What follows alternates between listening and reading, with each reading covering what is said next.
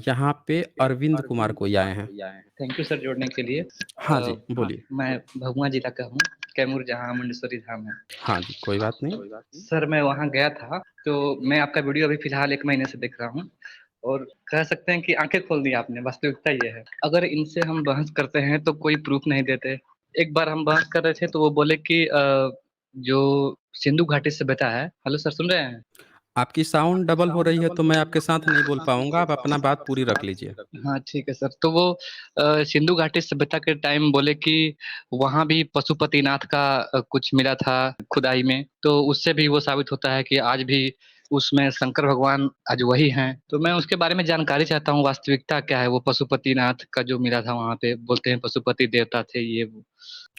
देखें अरविंद जी, एक चीज़ आप समझिएगा, सिंधु घाटी सभ्यता में जो भी चीज़ मिली हैं, जो भी वहाँ पे प्रतीक मिले हैं, तो क्या हम लोगों ने उसका नाम पढ़ लिया है, नामकरण पढ़ लिया है कि वो वहाँ पे जो भी मूर्ति है या जो भी खिलौने हैं, उसका नामकरण हमने खुद से किया है या हमने वो खुद से ही पढ़ लिया है कि भाई इसका यही नाम होगा? ये यहाँ पे एक सबसे बड़ी बात है, जो हम लोगों को समझने की ज़रूरत है। जी सर। सर एक्चुअली हम लोग अगर पढ़ते हैं, मान लीजिए कि तैयारी करते हैं जॉब का जिसमें ल्यूसेंट भी है पढ़ना, उसमें साफ लिखा होता है कि वो चीज़ मिला। तो क्या हम उसको ऑथेंटिक नहीं मान सकते जो हमको पढ़ाया जाता है 5th क्लास, 6th क्लास और 7th क्लास से? देखें, ये सील है आपका सिंधु घाटी सभ्यता का। इसको बताया जा रहा है कि पशुपतिनाथ है। ये देख लीजिए, आप इसको ध्यान से। आपको लगता है कि ये पशुपतिनाथ है? नहीं, इस तरह तो हम डिसाइड नहीं कर सकते ये है क्या चीज़। तो जब हम इसको नहीं डिसाइड कर सकते हैं, अब किसी ने देखा, ऊपर भी कुछ कुछ लिखा हुआ है चित्रलिपि में।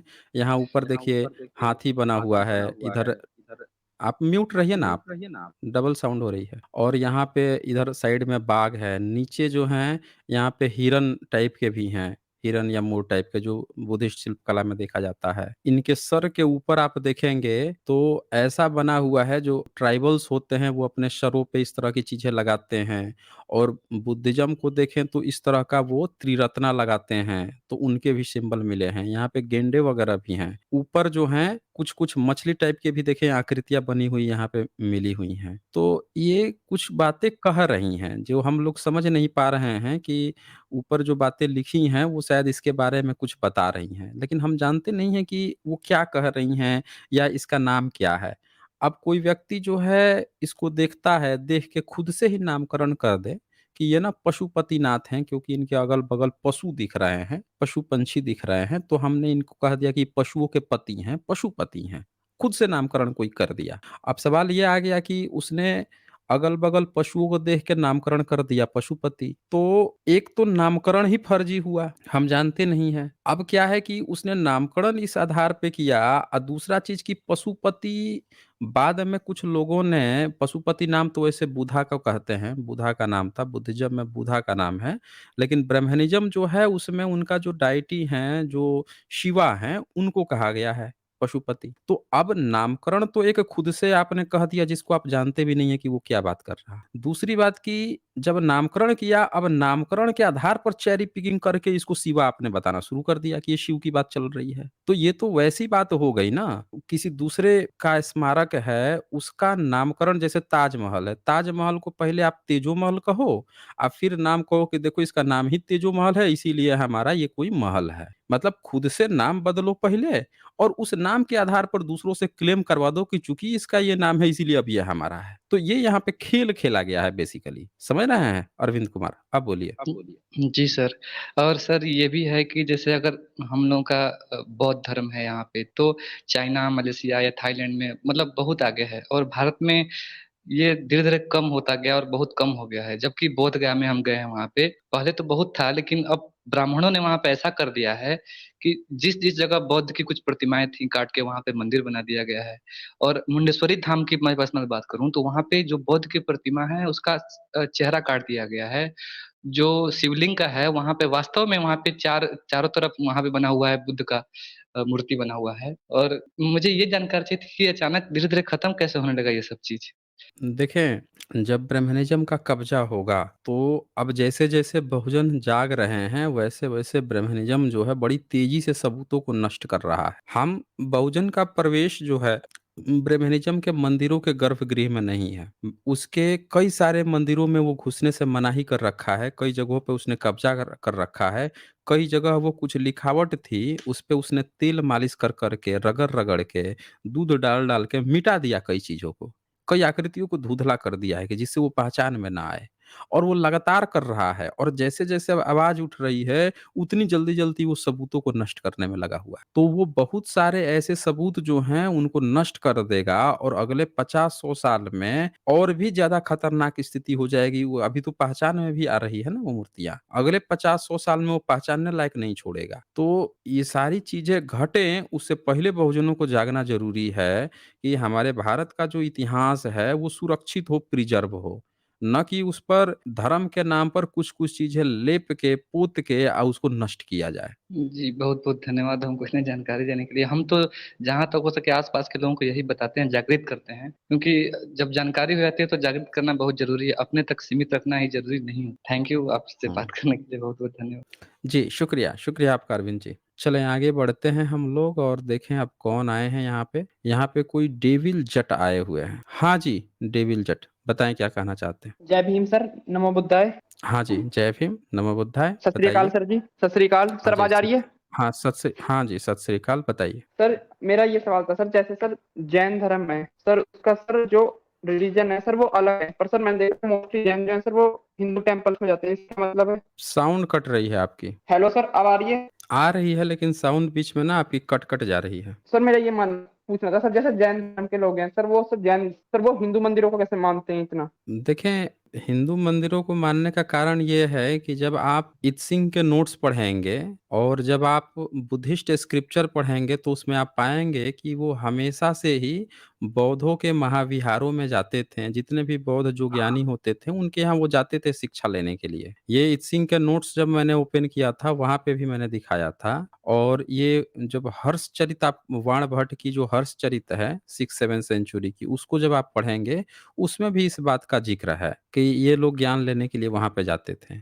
अब चूँकि उन जगहों पे कब्ज़ा ब्रह्मनिज़्म का हो गया है, तो जा तो ये अभी भी रहे हैं, लेकिन उस जगह को जिसने कब्ज़ा किया है, उसके साथ हाथ मिल गया है इनका। समझ रहे हैं ना आप मेरी बात को? जैसे कहने का मतलब ये है कि जैसे अफ़गानिस्तान जो था, अफ़गानिस्तान में इसके पहले जो सरकार थी, तो उसपे अमेरिका ने अटैक किया, सत्ता बदल दिया और सत्ता बदल के रखा, फिर तालिबान हमला किया और रख दिया। अब जितने भी पड़ोसी देश हैं, तो इसके पहले वाली सरकार थी या तालिबान आ गई, लेकिन मजबूरी है, तालिबान को भी किसी ने विरोध नहीं किया, कह रहे हैं कि चलो तुम्हारे साथ भी हम सही से रहेंगे, पड़ोसी हैं। तो इस तरह की कुछ चीज़ें होती हैं कि सत्ताएँ बदल जाती हैं, वहाँ पे कब्ज़ा किसी और का हो जाए या किसी और का हो जाए, अगल-बगल के जो पड़ोसी हैं उसी से मिल के रहने लगते हैं या उससे समझौता कर लेते हैं। इस तरह के समकालीन कुछ एग्ज़ाम्पल से आप जुड़ के उस चीज़ को देख सकते हो, इस घटना को।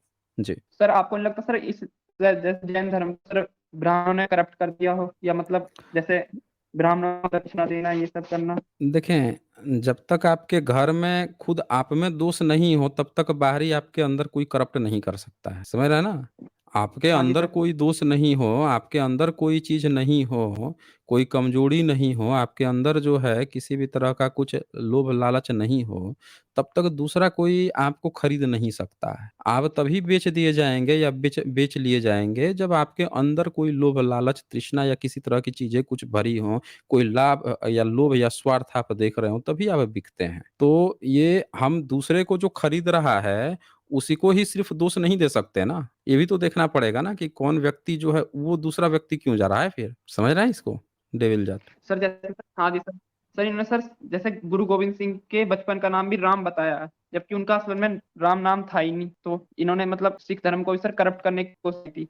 तो ब्रह्मनिज़्म सिख भी बने हैं, इसके तो सबूत हैं। ब्राह्मण जो है हाँ कई जी सारी सर। किताबें लिखा है सिख बन के, इसके भी सबूत हैं। तो जो जो भी धर्म हाँ जी। इनको लिया है अपने अंदर, तो वो जाएगा तो अपना सब चीज़ खेल के उसमें अपना खेल भी तो खेलेगा ना वो। अपनी तरह से खेल-खेल के लिखेगा ना वो। तो जिसने भी इनका सहारा लिया है वो सब बर्बाद हुए हैं। जिसने भी इनसे अपना कुछ लिखवाया है वो बर्बाद होना तय है। आज नहीं तो अगले 100-200 साल में ओरिजिनल मूल चीज़ खराब हो जाएगी या मूल चीज़ क्या थी वही नहीं पता चलेगी। वो सिरे से गायब करते चला जाएगा, किसी को पता भी नहीं चलेगा। धीरे-धीरे फिर जाके वहाँ पे वही चीज़ कब्ज़ा हो जाएगा। ये चीज़ है। ठीक है, डेविल जज जी, ओके। सर एक चीज़ और पूछनी थी सर, 2 मिनट। हम अ, बोलिए। सर जो ये हस्तिनापुर का किला है, ये पांडवों के द्वारा बनाया गया है? कितना पुराना है किला हस्तिनापुर का? सर बताते हैं कि पांडवों के समय का है सर। सर आपसे पूछना था, तो आपको नॉलेज है? अच्छा ये बताइए कि किला का तो सबूत मिल गया, पांडवों का सबूत मिला? सर अभी तक तो नहीं मिला। तो ज़रूरी थोड़ा है कि पांडवों से ही जोड़िए, आप सीधे डायनासोर से जोड़िए कि ये डायनासोर का किला है। हाँ, हाँ जी, ये बात भी हैं? है। टी-रेक्स का किला है। जब जोड़ना हाँ, ही है किसी चीज़ से, कल्पना से, तो किसी से भी जोड़ दीजिए कि उसका है, उसका है। भाई एक यस का सर। आपके पास एक चीज़ है दूसरा व्यक्ति जो है खुद से क्लेम कर रहा है कि ये उसका है। तो अब जब फेंक ही रहा है, वो मान लेते हैं कि वो 10,000, 15, 20,000, 5,000 फेंक रहा है, तो कहिए कि अबे जब कल्पना में ही फेंकना है तो इतना छोटा क्यों फेंके? हम सीधे 16 करोड़ साल पहले फेंकते हैं। टी-रेक्स का किला है वो। फेंकना ही तो सर लंबा फिर ये फेंकवाइए ओरिजिनल, उससे। सर ओरिजिनल किसका होगा? मतलब जैसे सर। अच्छा एक चीज़ बताइए मुझे, आपको एक बात पता है कि औरंगज़ेब के बाद जो है उसके जो बेटे हैं, कितना जल्दी-जल्दी राजा बने थे? एक हाँ बार जी तो सर, 1 साल में पता है। 3 राजा बदल गए थे। हाँ जी। एक ही साल में 3 राजा चेंज हो गए थे, ये बात आपको पता है ना? हाँ जी, हाँ जी। अच्छा, तो राजा जब भी जाता है तो अपना-अपना किला बनवाता है, बनाता है कि नहीं बनाता है? हाँ, हाँ जी सर। और कुछ तो अपने पुरखों का किला ढोते हैं, कभी-कभी किला पुराना हो जाता है तो नया किला बनता है। हर जगह पे, हर कुछ कोस पे कई-कई किले बनते थे, समझ रहे हैं ना? पूरे भारत में कुछ-कुछ कोस पे किले बनते थे और कई कोस पे, योजन पे किले बनते थे। हर क्षेत्र एक कस्बा समझ लीजिए, गाँव समझ लीजिए या कई गाँव मिला के एक जो उनका सरदार होता था, वो अपना-अपना किला बनवाता था। तो ऐसे न जाने अनगिनत किले भारत में बने, उसमें से कोई किला बच ही गया, तो उसको आप इस चीज़ से कैसे जोड़ लेंगे कि वो पांडव का ही किला है? नहीं सर, किसी मैं का अभी भी हो थोड़े दिन सकता पहले है ना, इतने सर सारे राजा घूमने गया हुए था हैं, ना वहाँ किसी पे। का भी हो सकता है। हाँ, बोलिए। सर थोड़े दिन पहले वहाँ पे घूमने गया था, तो सर वहाँ के लोकल लोग जो बताते हैं सर, उसके बेस पे बता रहा था मैं आपको। तो लोकल लोग जो हैं वो क्या 5-10 हज़ार साल पहले से जी रहे हैं या 16 करोड़ साल पहले से जीते हुए आ रहे हैं, जो अपने आँखों से देखे हैं। हाँ जी सर। लिखा हुआ मिला है कि ये पांडवों का किला है? कोई हेलो। लिखावट मिली है वहाँ पे? कह हाँ रहा जी। हूँ वहाँ पे कुछ नहीं नहीं लिखा सर, हुआ मिला है? सर मिट्टी का टीले पड़े हैं सर, और कुछ नहीं है। मतलब कुछ सर लिखित एक नहीं ना मिला है कि ये सर एक पांडवों का है, महाभारत का है? हुँ। Sir 2 second sir please. Sir एक शिवलिंग मिली है सर, उसपे बता रहे थे कि वहाँ के जो ब्राह्मण थे, वो बता रहे थे कि इस पे पांडव पूजा करते थे और वो कुछ टूटी पड़ी थी। तो और मैं सर अच्छा एक बात बताइए मुझे कि वहाँ पे एक शिवलिंग मिल गया, भारत में शिवलिंग कब से मिल रहे हैं? सर कई शिवलिंग हज़ार पे सालों से लिखा सर था कि शिव का हैं? बुद्ध के समय से मिल रहे हैं सर। आपका मैंने स्ट्रीम नहीं, देखता रहता हूँ। बुद्ध के समय से नहीं मिल रहे हैं शिवलिंग। शिवलिंग जो है 9वीं 10वीं सदी के बाद बनने शुरू हुए हैं। उससे पहले कोई शिवलिंग-वोलिंग नहीं बनता था। सर स्तूप होते 9वीं थे ना। 10वीं सदी में 9वीं 10वीं सदी में जिसको आप शिवलिंग कहते हैं, उस पर बुद्धा की मूर्ति रहती थी। तो ये चीज़ आपको समझना पड़ेगा कि शिवलिंग जो है कैसे शिवलिंग वहाँ मिल जाएगा? हुँ? हाँ, सर एक चीज़ तो और सर, मैं सर और अभी एक बात और आप क्लियर समझ जाइए कि अगर कोई ये बात कह भी रहा है ना कि वहाँ पे शिवलिंग मिला है, तो उससे एक बात और पूछ लीजिए कि भई एक बात बताओ कि हम मान लेते हैं कि चलो वो शिवलिंग है, लेकिन भई एक एक चीज़ ये तो बता दो कि ये कैसे पता चलेगा कि वो शिव का ही लिंग है? हम कैसे माने? किसी का भी तो लिंग हो सकता है ना वो। शिव का ही लिंग है, ये हमें कैसे पता चलेगा? अब ये एक एग्ज़ाम्पल दिखाता हूँ मैं आपको। घालमेल इन्होंने क्या किया है, कैसे बुद्धा की मूर्ति को शिवलिंग प्रचारित किया गया है, ये भी एक देख लीजिए। ये लिखे हैं, ये आप इमेज देख पा रहे हैं सर अभी तो नहीं सर, अभी स्क्रीन तो नहीं पे? दिख रही। सर हाँ, दिख गई। सर हाँ जी। दिख गई। ऊपर क्या लिखा है? Buddha and Shivlinga, Nepal a Vajrayana and Buddhism. Shivlinga. हाँ, पहले हाँ क्या लिखा? बुद्धा एंड शिवलिंगा, लिख दिया ना? तो अब जो हाँ जी। बुद्धा हैं और उन्हीं को क्या बता रहा है? शिवलिंगा, नेपाल वज्रयाना। दरअसल वज्रयान के लोग जो हैं इस तरह की चीज़ें बनाते थे, कैसी बनाते थे? देख लीजिए, ये ध्यान से देखिए ये दिख रहा है आपको? ये देखिए, दिखा आपको? बुद्धा एंड पे चारों तरफ बुद्धा है। दिख रहा है ना आपका? तो ये बुद्धा हैं, हाँ जी, बिल्कुल। चारों बगल से प्रत्येक बुद्धा बैठे हैं। नीचे की आकृति आप देख लीजिए, तो इसको ये क्या कहते हैं कि ये शिवलिंगा है। अब बताइए शिवलिंगा है तो उस पर बुद्धा क्या कर रहे हैं? ये वज्रयानियों की मूर्ति कला थी। कुछ लोगों ने क्या किया कि बुद्धा जब इस पर बैठे रहते थे, कुछ लोगों ने बुध को इसको गायब कर दिया और ऊपर की ये जो गोल जो चीज़ थी, इसी को गोल रहने दिया। अब उसको ये शिवलिंग शिवलिंग कहने लगे। ये वज्रयानियों का था, ये भाग देखिए भाग खड़े हुए ये, देखिए ये जो हैं ये भाग ही खड़े हुए, लगता है इनको भी ज्ञान की प्राप्ति हो गई। तो चलें फिर आगे बढ़ते हैं। भई यहाँ पे शिव का चित्र बना होना चाहिए ताकि शिव है यहाँ पे, बुधा का क्यों है? अगर इनका कोई है तो लिख के आना चाहिए था कि भई देखो हमारे यहाँ पे तो शिव का बनता है, शिवलिंग है। तो इस तरह से आप समझ सकते हैं कि किस तरह से गेम खेला गया है।